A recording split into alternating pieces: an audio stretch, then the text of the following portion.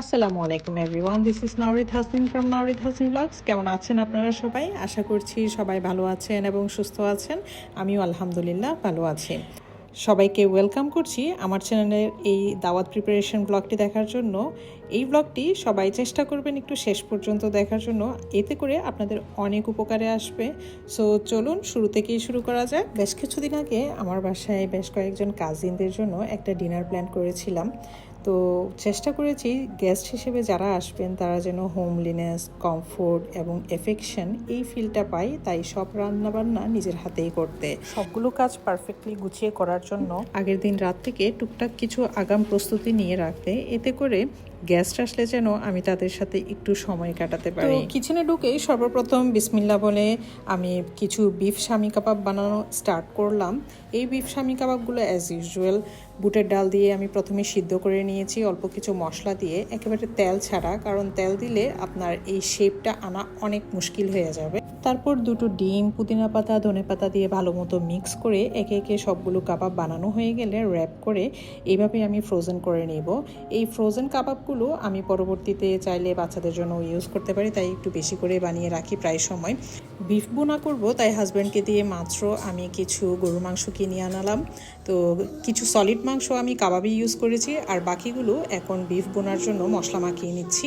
তো গরুর মাংসে আমরা সবাই যেরকম সচরাচর মশলা ইউজ করে থাকি সেগুলোই দিয়েছি। স্পেশাল মশলার মধ্যে মেজবানি মাংসের মশলা আর টালা মরিচের গুঁড়া অ্যাড করেছি, দ্যাটস ইট, আর কিছুই না। তারপর আদা, রসুন, কাঁচা পেঁয়াজ কাটা আর কাঁচা সরিষার তেল দিয়ে এখন ভালোভাবে আমি চটকে চটকে হাত দিয়ে মেখে নিব মাংসগুলোর সাথে, মশলা যেন ভালো মতো মিক্স হয়ে যায়। তারপর আমি এগুলো সব প্রেসার কুকারে দিয়ে সিদ্ধ করে নিব, এতে করে আমার সময়টা বেঁচে যাবে। কারণ আমরা অনেকেই এখন সাফার করছি গ্যাস নিয়ে, সো আমাদের দিনের একটা সার্টিন টাইম গ্যাস একেবারেই থাকে না। তো সেই দিকটা চিন্তা করে আমি আগের দিন রাতে এই কাজটা করে নিয়েছি, মাংসগুলো একটু প্রেসার কুকারে দিয়ে সিদ্ধ করে নিয়েছি, এই আর কি। আজকের দাওয়াতে কিছু শাহী রান্নাবান্না হবে, এতে অনেক বেরেস্তার প্রয়োজন পড়বে, তাই একসাথে অনেকগুলো পেঁয়াজ কেটে বেরেস্তা করে নিচ্ছি, কারণ বেরেস্তার একটা সুন্দর কালার আনতে হলে ধৈর্যের একটা ব্যাপার আছে। সো যাই হোক, বেরেস্তা এক পাশে বসিয়ে দিয়েছি, আর অন্য পাশে রোস্টের জন্য আমি কিছু চিকেন ভালো মতো ধুয়ে নিয়ে এতে লেবুর রস, হাফ চা চামচ লবণ আর সামান্য পরিমাণে ফুড কালার দিয়ে এখন ফ্রাই করে নিচ্ছি, কারণ রোস্টের জন্য চিকেনটা পারফেক্টলি ফ্রাই হওয়াটাও একটু দরকার আছে। তাই এই কাজগুলো আমি আগের দিন রাতেই করে নিয়েছি, যেন পরদিন আমি রোস্টের জাস্ট মশলাটা কষিয়ে চিকেনগুলো দিয়ে দিতে পারি, এতে করে আমার অনেকগুলো সময় বেঁচে যাবে। মূলত যেসব রান্নায় সবচেয়ে বেশি সময় দিতে হয়, বেশ কয়েকটা স্টেপ ফলো করে রান্না করতে হয়, সেই কাজগুলোকেই আমি সহজ করতে প্রত্যেকটা কাজ আগে থেকেই ভাগ করে নিয়েছি, এতে করে আমার টাইম ম্যানেজমেন্টটা ইজি হবে। এবং টু বি ভেরি অনেস্ট, আমি কখনোই তাড়াহুড়া করে কোনো কাজ করতে পারিনি, আর আস্তে ধীরে সুন্দরভাবে টাইমলি ম্যানেজ করে সব কিছু সুন্দর করে করতে পারলে আমার কাছে মনে হয় কাজগুলো আমি পারফেক্টলি করতে পারি। এখানে স্পেশাল একটা মশলা রেডি করছি। প্যানে খুব অল্প পরিমাণ তেলে আস্ত কয়েকটা পেঁয়াজ, কাঁচামরিচ, ধনেপাতা আর 10-12টা কাজু বাদাম দিয়ে হালকা একটু সটে করে এখন আমি এগুলো ভালো মতো ব্লেন্ড করে নিচ্ছি। যদি প্রবলেম হয় তাহলে ব্লেন্ড করার সময় কিছুটা পানি অ্যাড করা যেতে পারে। এই মশলাটা আমি এখন র্যাপ করে ফ্রিজে রেখে দিব, আগামীকাল রান্নার সময় ইউজ হবে। ও হ্যাঁ, কী রান্না করছি সেটা তো বলতে ভুলে গিয়েছি। ফার্স্ট টাইমের মতো আজকে আমি আফগানি শাহি চিকেন কাবাব রান্না করব। অনেক টেস্ট হয়েছিল, প্রত্যেকেই খুব প্রশংসা করেছে। তো ইনশাল্লাহ আমি এটার একটা ফুল ডিটেলস রেসিপি আপনাদের সাথে শেয়ার করার চেষ্টা করব। তো যাই হোক, এছাড়া আমি এখানে একটি চিকেন রোস্টের জন্য স্পেশাল মশলাও রেডি করে নিয়েছি। কিছু বেরেস্তা, কিশমিশ, তারপর বাদাম দিয়ে আমি এই মশলাটা রেডি করি। তো এটাও আমার আগামীকালকে ইউজ হবে চিকেন রোস্ট রান্না করার সময়।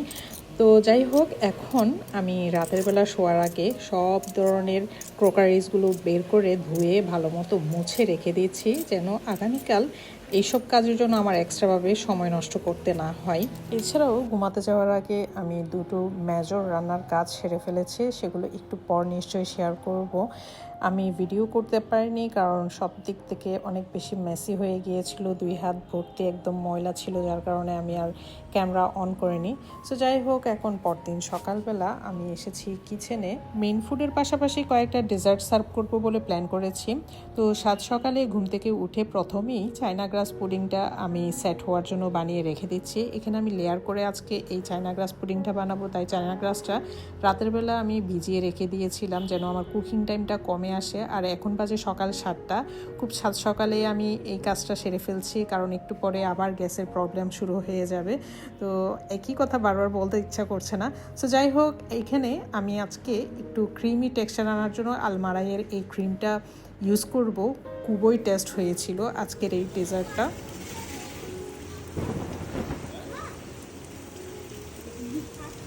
আজকে সকাল থেকে এত সুন্দর একটা বৃষ্টি বৃষ্টি ওয়েদার, চারপাশ ওয়েদারের কারণে একদম ঠান্ডা হয়ে গিয়েছে, যার কারণে আমার আজকে হোল ডে রান্না করতে মোটেও ক্লান্ত বোধ হয়নি। আর দুপুরের দিকে ঝমাঝম একদম এত সুন্দরভাবে ভারী বৃষ্টি হয়েছে যে কি আর বলবো, মন চাচ্ছিল যে সব কাজকর্ম ছেড়ে কাঁথামুড়ি দিয়ে একটু ঘুমিয়ে পড়ি। এখন চলে আসি মূল রান্নায়। সর্বপ্রথম আমি রোস্টের জন্য এখানে প্রথমে ভালো মতো পেঁয়াজ বাটা, আদা রসুন বাটা দিয়ে বেশি করে কষিয়ে নিয়েছি খুব অল্প জালে রেখে। এরপর দিয়েছি কাঁচামরিচ বাটা আর হচ্ছে হাফ কাপ মতো টক দই, খুব কম আছে টক দই দিবেন। তাছাড়া দিয়েছি পোস্তদানা এবং কাজু বাদাম বাটা, সাথে অ্যাড করে দিচ্ছি গত রাতে যে স্পেশাল রোস্টের জন্য বেরেস্তা বাদামের পেস্ট রেডি করেছিলাম সেটা। এটা একটা গেম চেঞ্জার। রোস্ট রান্নায় এই মশলাটা অ্যাড করলে আর কিছুই লাগে না, অসম্ভব রকমের ক্রিমি একটা টেক্সচার আসে। গুঁড়া মশলার মধ্যে দিয়ে দিচ্ছি 1 চা চামচ করে ধনে গুঁড়া, জিরা গুঁড়া আর কালার আসার জন্য খুব অল্প পরিমাণে লাল মরিচের গুঁড়া। তাছাড়া রোস্টের মধ্যে সামান্য চিনি অ্যাড করলে এর শাহি টেস্টে একটা ব্যালেন্স থাকে, তাই সেটাও অ্যাড করে দিলাম এবং সামান্য পরিমাণে টমেটো সসও দিয়ে দিলাম। সমস্ত মশলা একত্রে ভালো মতো নেড়ে ছেড়ে কষিয়ে নিয়ে এখন গতকালকে রাতে ভেজে রাখা যে চিকেনগুলো ছিল সেগুলো আমি অ্যাড করে 1 কাপ পরিমাণ দুধ অ্যাড করে দিয়েছি নেড়ে ছেড়ে। তো এই দুধের মধ্যেই চিকেনগুলো এখন ভালোভাবে আমি রান্না করে নিব, যতক্ষণ পর্যন্ত চিকেন রান্না করতে সময় লাগে আর কি। এই ধরনের শাহী রান্নাবান্নায় যেহেতু একটু বাদাম বাটা ইউজ হয়, তাই মিডিয়াম আঁচে রান্না করাই ভালো, না হয় পাঁচের তলানিতে লেগে পুড়ে যাওয়ার একটা ভয় থাকে। আর এইদিকে পাশের চুলায় চিংড়ির দু পেঁয়াজা রান্না করছি, তাই প্রথমেই গরম তেলে পেঁয়াজ কুচি, আদা এবং রসুন বাটা দিয়ে ভালোভাবে কষিয়ে নিলাম। তারপর 1 চা চামচ হলুদ, মরিচ, জিরা গুঁড়া আর 2 চা চামচ ধনিয়া গুঁড়া দিয়ে সমস্ত মশলা একসাথে ভালো মতো পানি দিয়ে কষিয়ে নিব। গত রাতে চিংড়িগুলো সামান্য পেঁয়াজ বাটা, হলুদ এবং মরিচের গুঁড়া আর সামান্য লবণ দিয়ে 5 মিনিটের মতো সিদ্ধ করে আমি পানিটা আলাদা করে রেখেছিলাম এবং এখন সেই পানি দিয়েই এই সমস্ত মশলাগুলোকে কষানো হচ্ছে আর কি। আর ওপাশে রোস্ট রান্না আমার প্রায় শেষের দিকে। চুলা থেকে নামানোর আগে কিছু কাঁচামরিচ, বেশি করে ঘি, গোলাপ জল আর কেওড়া জল দিয়ে 2-4 মিনিটের জন্য ঢাকনা দিয়ে আমি ঢেকে রেখে দিব। আমি এগুলোতে পরে অবশ্য অনেক বেশি পরিমাণে বেরেস্তাও অ্যাড করেছিলাম। আর এইদিকে সিদ্ধ করা চিংড়িগুলো 2 মিনিটের জন্য এপাশ ওপাশ করে তেলে হালকা ফ্রাই করে নিয়েছি যেন সুন্দর একটা কালার আসে। কষানো মশলায় ভাজা চিংড়িগুলো অ্যাড করে একটু নেড়ে ছেড়ে দিয়েছি। সেই সাথে 2 চা চামচ মতো নারকেল কুড়ানো অ্যাড করেছিলাম, কেন যে সেটা রেকর্ড হয়নি আমি জানি না। এটা আর বেশিক্ষণ রান্না করার দরকার নেই, যেহেতু দুধ আপে এর আগে এই চিংড়িগুলো অলরেডি রান্না হয়েছে, তাই আমি একটু নাড়াচাড়া করেই চুলাটা অফ করে দিয়েছি লবণটা চেক করে। আর পাশের চুলায় আমি বেশ কিছু ডিম সিদ্ধ করার জন্য দিয়ে দিয়েছি, সামান্য একটু লবণ দিয়েছি। এখন আসি আজকের ডিনার টেবিলের সবচেয়ে বেস্ট খাবারটা রান্নায়, আফগানি শাহি চিকেন মালাই কাবাব। প্যানে পরিমাণ মতো গরম তেলে কাবাবের জন্য যে স্পেশাল মশলাটা আমি গতকালকে রেডি করে রেখেছিলাম সেটা অ্যাড করে দিয়ে খুব কম আছে ভালো মতো নেড়ে ছেড়ে আমি কষিয়ে নিব। এই মশলাটা কষানো হয়ে গেলে দিয়ে দিচ্ছি 1 চা চামচ মতো আদা রসুনের পেস্ট। সো মালাই কাবাবের এই গ্রেভি রান্নায় আরও যাচ্ছে টক দই 2 চা চামচ, গুঁড়া মশলার মধ্যে যাচ্ছে 1 চা চামচ চাট মশলা আর জিরা গুঁড়া, সাথে যাচ্ছে হাফ চা চামচ গোলমরিচের গুঁড়া। আর আমি এখানে আরও একটু ক্রিমও অ্যাড করে দিলাম মালাইয়ের একটা টেক্সচার আনার জন্য। তারপর টেস্ট অনুযায়ী লবণ এবং সামান্য পরিমাণ চিনি অ্যাড করে আরও কিছুক্ষণ কষিয়ে নিব। এই গ্রেভিটা কষানো হয়ে গেলে আগে থেকেই তৈরি করে রাখা কাবাবগুলো আমি এখানে ঢেলে দিচ্ছি। কাবাবগুলো আমি গত রাতেই রেডি করে তারপরে ঘুমাতে গিয়েছিলাম। অনেক সময় লেগেছিল আমার এই কাবাব তৈরি করতে। সময়ের স্বল্পতার কারণে আমি আজকে আর এই চিকেন কাবাবের রেসিপিটা শেয়ার করছি না, তবে কোনো এক সময় অবশ্যই করব। তবে মেহমান আপ্যায়নে এরকম ইউনিক একটা খাবারের আইটেম যদি টেবিলে থাকে তাহলে নিশ্চয়ই সবাই আপনার প্রশংসা করতে বাধ্য হবে। হাফ কাপ মতো দুধ দিয়ে কাবাবগুলোকে আমি 5 মিনিটের জন্য একেবারে লো ফ্লেমে রান্না করে নেব। আর নামানোর ঠিক আগ মুহূর্তে খুব অল্প পরিমাণে ক্রিম আর একটু লেবুর রস দিয়ে চুলাটা অফ করে দিলেই হয়ে যাবে আমার আফগানি শাহি মালাই চিকেন কাবাব। আমার খুব ইচ্ছা ছিল বড় সাইজের আস্ত ইলিশের একটা রেসিপি আজকের মেনুতে রাখতে, কিন্তু বাজারে ওই রকম ফ্রেশ ইলিশ মাছ পাওয়া যায়নি বলে রূপচাঁদা মাছ দিয়ে আসলেন আমার হাজব্যান্ড এখন মাত্র। তো এই ফ্রেশ মাছগুলো ভালোভাবে ধুয়ে এখন আমি মাছগুলো ম্যারিনেট করে রাখছি বেসিক কিছু মশলা অ্যাড করে। 1 চা চামচ করে হলুদ গুঁড়া, মরিচ গুঁড়ার, তারপর ধনিয়া গুঁড়া আর পরিমাণ মতো লবণ অ্যাড করেছি। আর সবশেষে অ্যাড করে দিয়েছি 2 চা চামচ মতো চালের গুঁড়া, ক্রিস্পি হওয়ার জন্য মাছগুলো। তো এখন আমি ম্যারিনেট করার জন্য এগুলো রেখে দিব ফ্রিজের নর্মাল চেম্বারে। আর সেই সাথে আমি চলে যাচ্ছি পরবর্তী রান্নায়। আমি এখন একটা ভেজিটেবল স্টার ফ্রাই করব চিকেন দিয়ে। সো সেজন্য আমি প্রথমে ভেজিটেবলগুলো কাট করে রেখে দিয়েছি, কিছু ভেজিটেবল আমি সিদ্ধ করে রেখেছি। আর এখানে প্রথমে সিদ্ধ করা ডিমগুলোকে খুব অল্প পরিমাণে ফুড কালার অ্যাড করে আমি একটু মেখে নিয়েছি, কালারটা সুন্দর আসবে ফ্রাই করার পর সেজন্য। তো যাই হোক, আমি এখন ভেজিটেবল স্টার ফ্রাই করব। সেজন্য প্যানে প্রথমে অলিভ অয়েল হালকা একটু গরম করে এতে দিয়ে দিয়েছি প্রায় 7-8 কোয়া মতো রসুন কুচি, আর সাথে দিয়েছি কিছু আস্ত ফালি করা। প্রথমে কিছু চিকেনের ব্রেস্ট পিস আমি লম্বা লম্বা করে কেটে নিয়ে এতে গোলমরিচের গুঁড়া, লবণ, ভিনেগার, সয়া সস আর কর্নফ্লাওয়ার মেখে অল্প একটু তেলে ফ্রাই করে নিয়েছিলাম। এখন রসুন আর পেঁয়াজের এই মিশ্রণে আমি চিকেনের ব্রেস্ট পিসগুলো ফ্রাই করে অ্যাড করে দিচ্ছি এবং একটু নেড়ে ছেড়ে দিয়ে দিচ্ছি কয়েক ধরনের সস। এখানে প্রথমে অ্যাড করেছি অয়েস্টার সস 2 টেবিল স্পুন মতো, তারপর সয়া সস দিয়েছি 1 টেবিল স্পুন মতো, আর সবশেষে দিয়ে দিয়েছি হাফ কাপ মতো সুইট চিলি সস। এই সুইট চিলি সস দেওয়াতে এই স্টার ফ্রাইয়ের রেসিপিটা একদম ইউনিক টেস্টের হয়েছিল। তো যাই হোক, কেটে রাখা ভেজিটেবলগুলো আমি এখানে অ্যাড করে দিয়েছি। অনেকগুলো কালারফুল আমি ভেজিটেবল ইউজ করেছি আজকে। আর এখানে গাজর আর বেবি কর্নগুলো আমি প্রথমে একটু সিদ্ধ করে নিয়েছিলাম 2-3 মিনিটের জন্য। সো যাই হোক, এখন আমি টেস্ট ভালোভাবে চেক করে নিয়ে একটু পরিমাণে লবণ আর চিনি অ্যাড করেছিলাম। তো এগুলো যেহেতু স্টার ফ্রাই তাই বেশি একটা সময় নেই না রান্না করতে, 2-3 মিনিট নেড়ে ছেড়ে তারপরে চুলা থেকে নামিয়ে নিয়েছি। তো একে একে আমি আসলে চুলার উপর একটার পর একটা রান্না করেই যাচ্ছিলাম, একটা শেষ হতে না হতে আরেকটা বসিয়ে দিচ্ছিলাম, এরকম আর কি। তো এখন ডেজার্টের জন্য আমি একটা এগ পুডিং বানাচ্ছি। বেশ অনেকগুলো আজকে ডিম অ্যাড করে এই পুডিংটা বানিয়েছি, খুবই সফট এবং একেবারে ক্রিমি হয়েছিল খেতে। আজকের এই এগ পুডিং হতে আমার প্রায় 40 মিনিট মতো সময় লেগেছিল, আর এটা হওয়ার পর লুকসটা ঠিক এরকম এসেছে, খুবই ক্রিমি ছিল টেক্সচারটা। এখন আমি এই পুডিংটা ফ্রিজে রেখে দিব ঠান্ডা হওয়ার জন্য। আর আমার মূল সব রান্নাবান্না এখন পুরোপুরি ডান হয়ে গিয়েছে। জাস্ট গ্যাসটা আসার আগে আমি রাইসটা বসিয়ে দিব, আর বাকি টুকটাক খাবারগুলো গরম করব, আর ফ্রাইংয়ের যত জিনিসপত্র আছে সেগুলো ফ্রাই করে দেব, এই আর কি।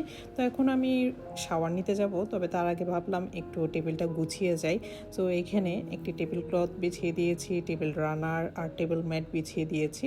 আর সেই সাথে যে প্লেটগুলো কালকে রাতে আমি ধুয়ে রেখেছিলাম প্লেট গ্লাস, সেগুলোও বিছিয়ে রেখে প্লেট গ্লাসগুলো রেখে টেবিলটা একটু সাজিয়ে নিয়েছিলাম। আর যেহেতু বেশ কয়েক পদের রান্নাবান্না আজকে হয়েছে, তাই যেসব বাটিগুলো ধুয়ে রেখেছিলাম সেগুলো আমি এদিক সেদিক করে রেখে দেখছিলাম যে কোন রেসিপি কোন আইটেমটা কোন দিকে রাখলে বা কোন বাটিতে অ্যাড করলে দেখতে সুন্দর লাগবে। তো সেটাই করছিলাম আর কি, বাটিগুলো এদিক সেদিক রেখে রেখে দেখছিলাম।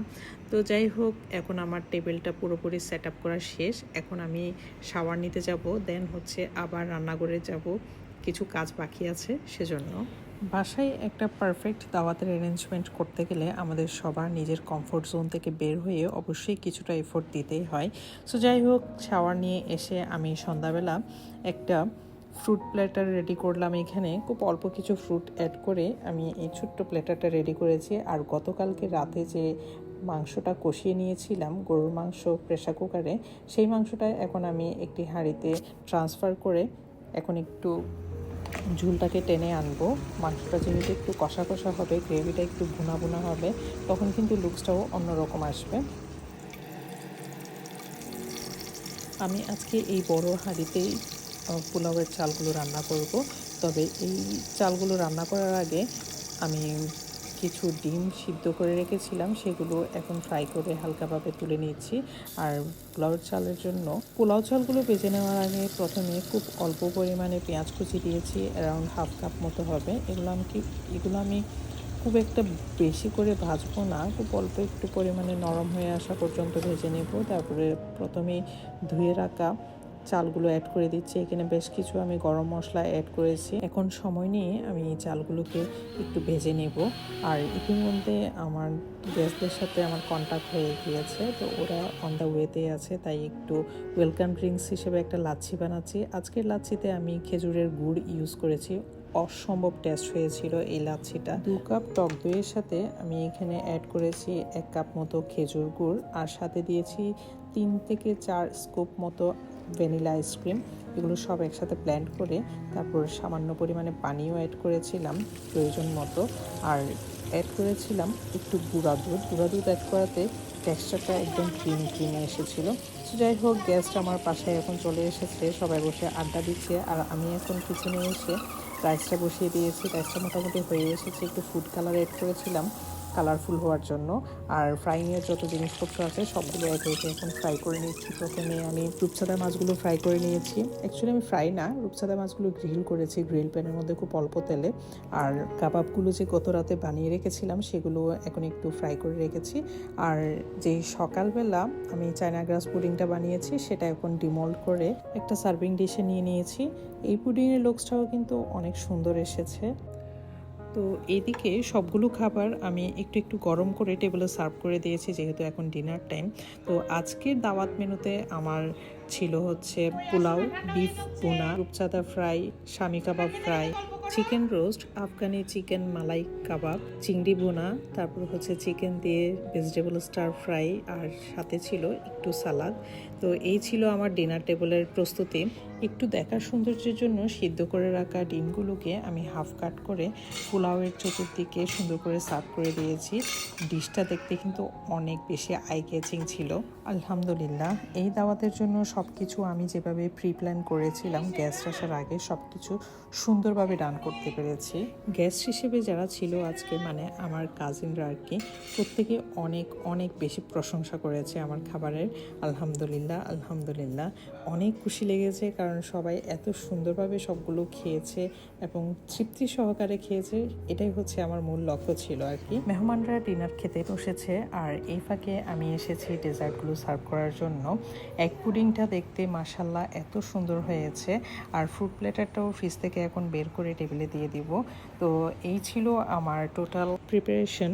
আশা করছি এই প্রিপারেশনের ব্লগ থেকে আপনাদের অনেক কিছু শেখার আছে বা আপনাদের জন্য অনেক বেশি উপকারে আসবে। তো এতক্ষণ পর্যন্ত যারা যারা আমার এই ভিডিওটি এনজয় করেছেন সবাইকে অসংখ্য ধন্যবাদ। চেষ্টা করবেন এই ভিডিওটি সবার সাথে শেয়ার করতে, যেন বাকিরাও দেখতে পারে। আর আমিও একেবারে ব্লগের শেষ পর্যায়ে চলে এসেছি। সবাই ভালো থাকবেন এবং সুস্থ থাকবেন। খোদা হাফেজ।